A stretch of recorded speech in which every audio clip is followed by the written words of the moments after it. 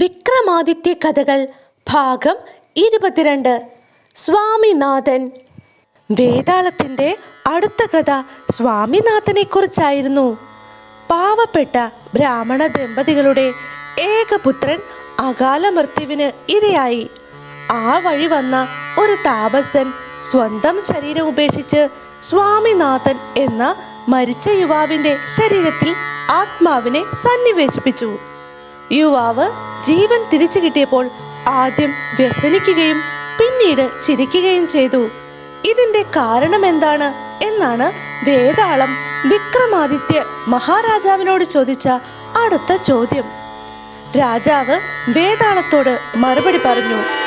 മാതാപിതാക്കൾ ലാളിച്ചു വളർത്തിയ ശരീരത്തിൽ നിന്നും ജീവൻ വേർപെട്ടതിൽ ദുഃഖിച്ചു.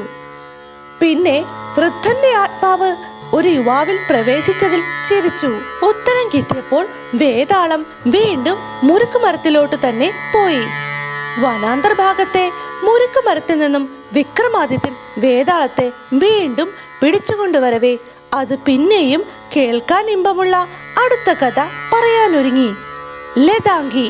ലതാംഗി എന്ന സുന്ദരിയായ യുവതിയിൽ അനുരക്തനായ രാജേന്ദ്രൻ എന്നയാൾ അവളെയും കൊണ്ട് നാട് വിട്ടു. വഴിയിൽ അയാൾ വലിയൊരു കൊള്ള സംഘത്തെ എതിർത്ത് തോൽപ്പിച്ചു. അവർ എത്തിച്ചേർന്ന ദിക്കിലുണ്ടായിരുന്ന കാളി ക്ഷേത്രത്തിൽ ലതാംഗിയെ ഇരുത്തിയിട്ട് രാജേന്ദ്രൻ പട്ടണത്തിലേക്ക് പുറപ്പെട്ടു. പട്ടണത്തിൽ വെച്ച് ഒരു ദാസി രാജേന്ദ്രനെ കാണുകയും മോഹിതയാവുകയും ചെയ്തു. അവൾ രാജേന്ദ്രനെ പറഞ്ഞു മയക്കി തൻ്റെ കൂടെ പാർപ്പിച്ചു. ഭർത്താവിനെ കാണാതെ പരിഭ്രമിച്ച് അവശയായിരുന്ന ലതാംഗിയെ ഒരു വൈശ്യൻ വന്ന് കൂട്ടിക്കൊണ്ടുപോയി. വൈശ്യനും ലതാംഗിയും ഉറങ്ങാൻ കിടന്നപ്പോൾ അരികിൽ കൂടി ഓടിപ്പോയ ഒരു എലിയെ തല്ലിക്കൊന്ന് വൈശ്യൻ തന്റെ ധീരതയെപ്പറ്റി വീമ്പ് പറയാൻ തുടങ്ങി.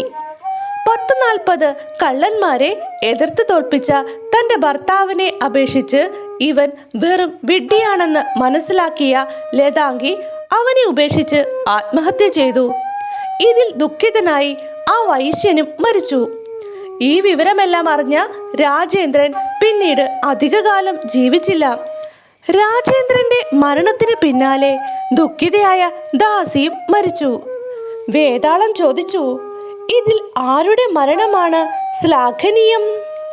അപ്പോൾ വിക്രമാദിത്യ മഹാരാജാവ് മറുപടി പറഞ്ഞു, ദാസി ഒഴികെ മറ്റെല്ലാവരും പ്രേമം മൂലമാണ് മരിച്ചത്. അതുകൊണ്ട് ദാസിയുടെ മരണമാണ് ശ്ലാഘനീയം. വിക്രമാദിത്യൻ മറുപടി പറഞ്ഞപ്പോൾ വേതാളം വീണ്ടും ചുമലിൽ നിന്ന് ഇറങ്ങി ഓടി മുരുക്കുമരത്തിൽ തന്നെ കയറി തൂങ്ങിയാടാൻ തുടങ്ങി.